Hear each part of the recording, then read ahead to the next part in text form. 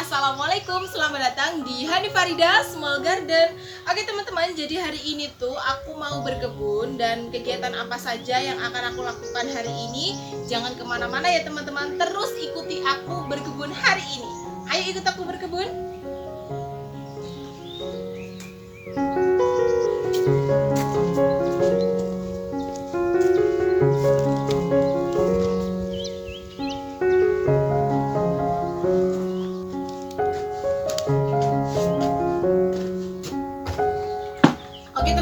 Jadi kegiatan berkebunku hari ini aku pengen memupuk tanamanku sama perbaikan tanahnya. Dan di sini teman-teman, untuk perbaikan tanahnya aku sudah menyediakan alatnya. Salah satunya adalah aku menggunakan asam humat. Jadi asam humat ini bisa kita gunakan untuk perbaikan tanahku teman-teman. Karena memang untuk tanahku yang ada di sini itu kan cenderung kering, tandus, keras kayak gitu. Jadi aku menggunakan asam humat ini supaya nanti tanahnya bisa gembur kayak gitu teman-teman. Juga asam humat ini bermanfaat untuk membantu penyerapan ketika kita memberikan pupuk kepada tanaman. Jadi untuk selengkapnya ikuti ya teman-teman. Oke teman-teman, jadi biasanya ketika aku mau pupuk itu aku menggunakan air bekas cucian beras atau biasa disebut dengan air leri teman-teman. Dan ini untuk air lerinya memang sudah sering aku gunakan, dan untuk stokku masih setengah galon ini ya teman-teman. Dan tidak lupa aku juga menyediakan nih air bersih.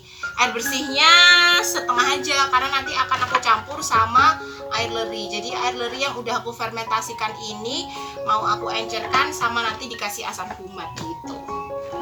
Nah sekarang kita tuangkan dulu.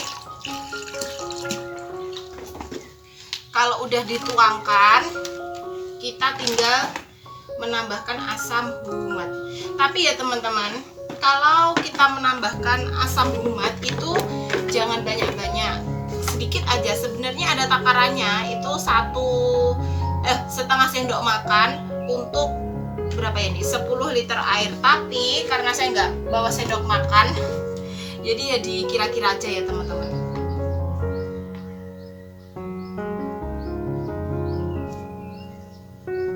Ini tuh manfaatnya ketika kalian nanti kocorkan di tanaman, media yang sebelumnya keras itu nanti akan jadi gembur, akan jadi lembut gitu teman-teman.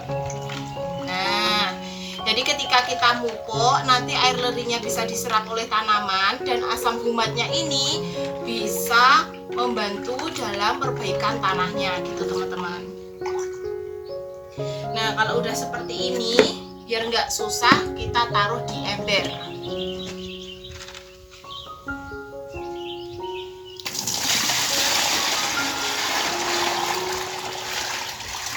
Oke teman-teman, jadi untuk ramuannya tadi akan kita aplikasikan ke tanaman kita. Jadi cukup kita kocorkan atau bisa kalian semprot ya teman-teman.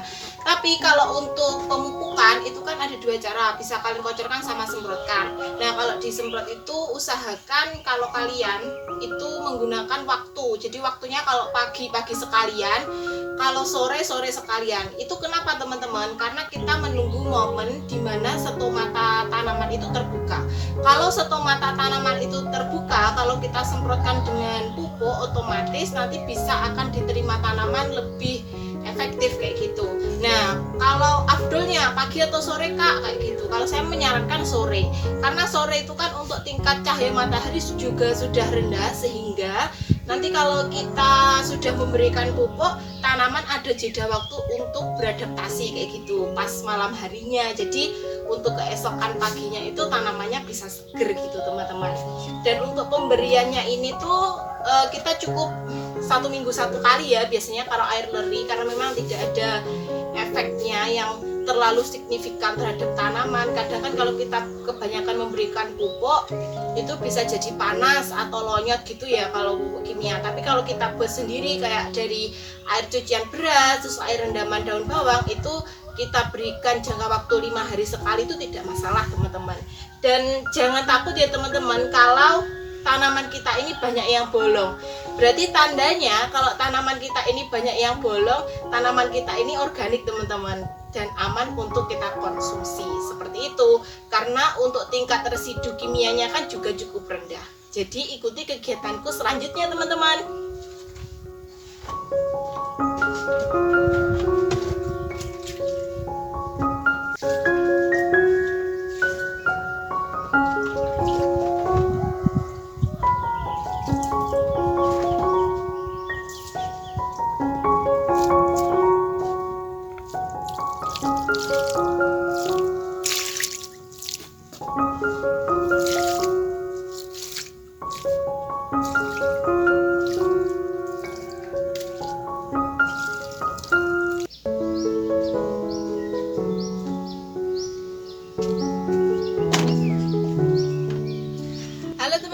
Jadi hari ini aku pengen memanen semua sawi sloberku ini teman-teman, karena memang untuk kebunku ini habis aku rehab total. Jadi untuk tanamannya yang lainnya masih tanaman baru-baru kayak kubis, kailan, ada tomat, ini masih baru-baru ya teman-teman. Dan karena ini sudah waktunya panen, aku mau manen ini dulu ya teman-teman.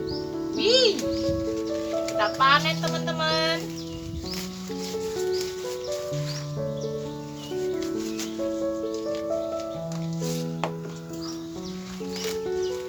Masya Allah, akhirnya bisa menikmati hasil panen dari kebun sendiri.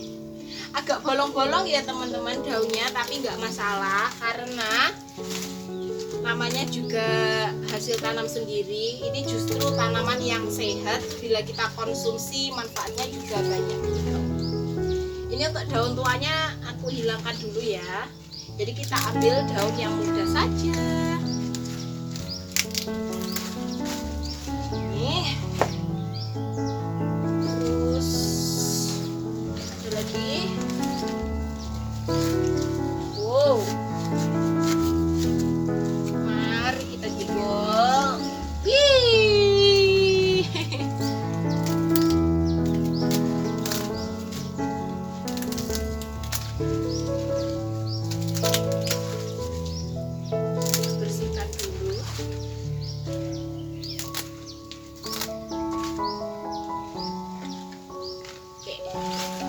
Kita panen dua aja ya teman-teman. Sekarang kita mau panen pakcoy yang ada di sebelah sana. Ikut aku ya teman-teman. Jangan lupa pisaunya.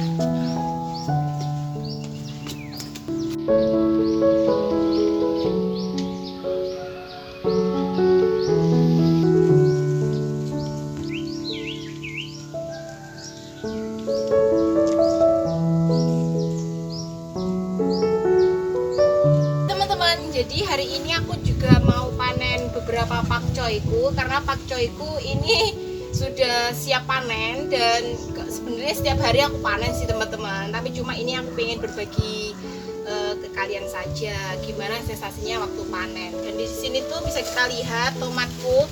Ini ada tomat cherry ya teman-teman, ada tomat cherry sama tomat sayur biasa. Tapi aku mau icipin sedikit tomat cherryku. Ini nggak apa-apa ya teman-teman, langsung dimakan asalkan bersih gitu aja, karena ya memang aku nggak pakai pestisida kimia sama sekali. Manis, segar, luar biasa. Tapi aku mau panen pakcoy dulu. Wow, ini kayaknya cocok untuk kita panen.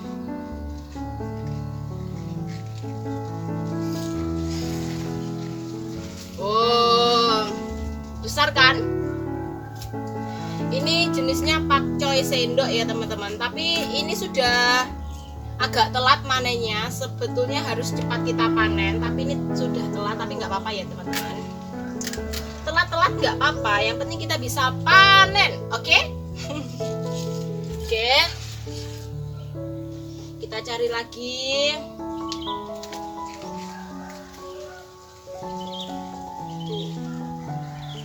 Atau yang sebelah sana ya? Ini ya. Bismillahirrahmanirrahim.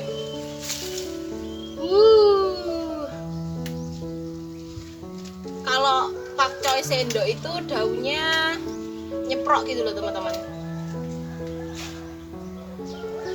Tuh, panen lagi.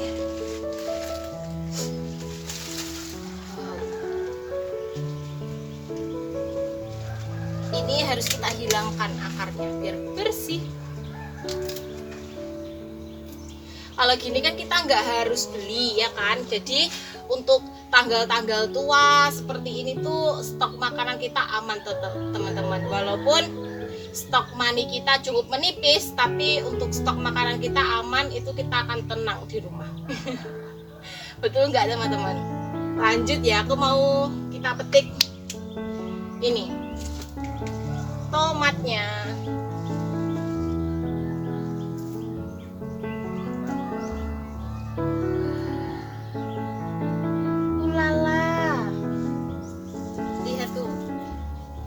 Merah-merah semua.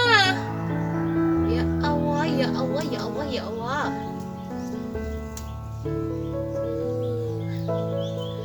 Aduh.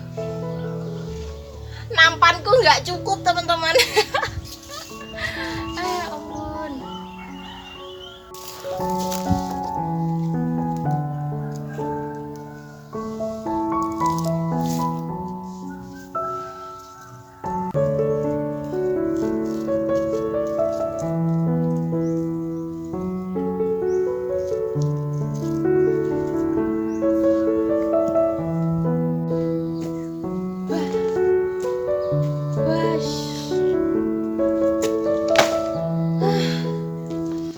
Capek teman-teman, tapi aku mau petik terong juga karena kelihatannya tuh terongku sudah ada yang tua juga teman-teman. Jadi kita petik saja. Ini masih muda, kita perlu pisau karena sedikit ulet ya.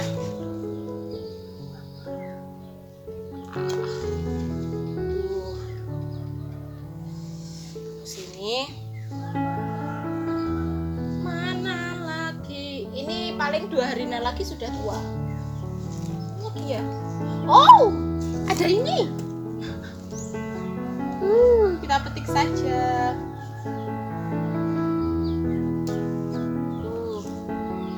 Dapat 2 teman-teman.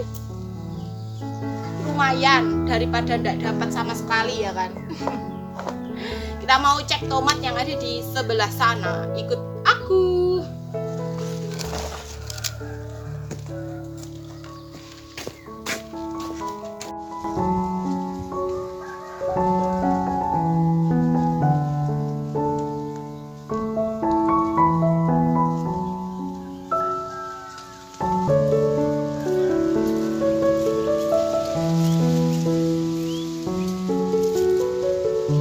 Jadi itu ya kayak gini, buahnya itu kecil-kecil teman-teman, tapi rasanya juga ada manisnya, agak ada asamnya tidak terlalu pekat teman-teman.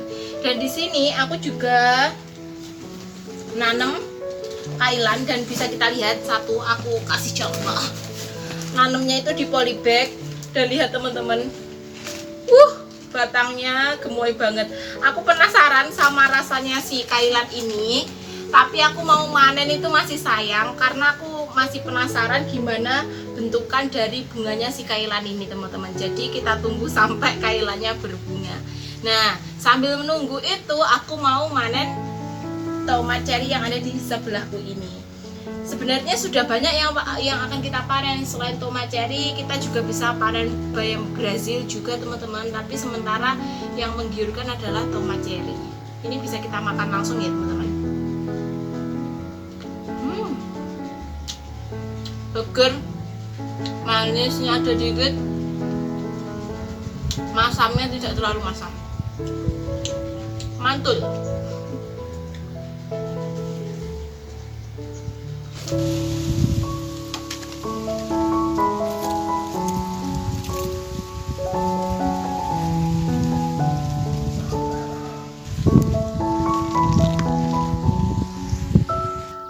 teman-teman lanjut ya. Jadi aku pengen sedikit cerita ke kalian mengenai pengalamanku saat nanam bawang pre di polybag. Jadi di sini aku tuh nanam bawang pre di polybag di ukuran 35 kali 35. Nah, di sini aku untuk medianya itu menggunakan campuran dari tanah, pupuk kandang sama sekam.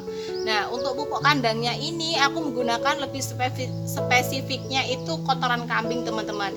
Tapi teman-teman kalau pengen menggunakan pupuk kandang ya, di sini usahakan menggunakan pupuk kandang yang udah lama atau udah terfermentasi dengan baik. Karena kalau yang baru terus kalian gunakan buat media tanam, itu nanti tanamannya bisa panas ataupun lonyot gosong gitu loh teman-teman. Karena untuk tingkat gas metannya kan masih tinggi kayak gitu. Nah, di sini teman-teman aku pengen cerita ke kalian. Jadi aku kan menggunakan dua media. Medianya ini campuran dari tanah, pupuk kandang sama sekam. Terus aku menggunakan juga media pure dari pupuk kandang. Ternyata hasilnya sama-sama memuaskan teman-teman, tetapi beda karakter kayak gitu. Jadi kalau ada yang campurannya tanah seperti ini, dia itu daunnya tidak begitu besar, tetapi untuk jumlah anakannya itu lebih banyak teman-teman. Sedangkan yang pakai pupuk kandang full pupuk kandang, itu daunnya bisa besar-besar, batangnya bisa besar-besar, tetapi jumlah anakannya sedikit kayak gitu. Nah, dan di sini tips ya, ketika kalian ingin nanam bawang pre ya teman-teman, itu usahakan medianya, kuncinya di medianya itu memiliki porositas yang baik. Karena bawang pre itu dia suka media yang gembur dan dia suka akan full sinar matahari kayak gini. Jangan diteduhkan, karena kalau diteduhkan nanti biasanya daunnya itu jadi kecil-kecil. Dan sedikit tips lagi buat kalian untuk tetap meremajakan si bawang pre ini atau bawang daun, kalian itu harus rajin menseset teman-teman. Jadi contohnya menseset itu seperti ini. Di sini kan ada daun yang sudah patah-patah seperti ini ya, pelepahnya yang paling tua. Ini kita wajib buat menseset. Gunanya untuk apa? Gunanya untuk meremajakan si bawang daun ini. Kondisinya masih bagus, jadi bisa kalian gunakan buat memasak ya teman-teman. Jadi setiap hari kalian bisa panen si bawang pre ini. Nah, menseset ini harus kalian lakukan secara rutin ya teman-teman, biar bawang pre kalian ini tetap awet muda, kasarnya kayak gitu. Nah, aku pengen nunjukin ke kalian dari hasil tanaman bawang pre yang full pupuk kandang. Itu aku tunjukin ya bener teman-teman. Aku ambilkan dulu. Oke, jadi ini teman-teman, ini tuh bisa teman-teman lihat ya, antara perbedaan yang full dari pupuk kandang sama yang campuran itu beda. Semuanya sama-sama segar, cuma yang full pupuk kandang ini dia daunnya sama batangnya yang bawah ini cenderung lebih besar, sedangkan anakannya sedikit. Sedangkan yang ini daunnya itu cenderung kecil-kecil, tetapi anakannya banyak kayak gitu. Jadi media itu sama-sama mempengaruhi dari hasil tanaman itu sendiri. Jadi kalau teman-teman pengen nanam bawang pre, jangan nanggung-nanggung, jangan 1 atau 2 polybag, tanam aja 10 polybag, 20 polybag kayak gitu. Jadi setiap hari kalian bisa panen bawang daun kayak gitu teman-teman. Dan untuk penyiramannya ini sebenarnya jangan terlalu sering ya teman-teman. Dia itu suka media yang lembab. Kalau terlalu banyak, terlalu sering disiram, dia juga akan ini ya, lonyot. Jadi batangnya itu akan lonyot kayak gitu teman-teman. Semoga pengalaman dari aku ini membantu kalian dalam berkebun ya teman-teman. Sampai jumpa.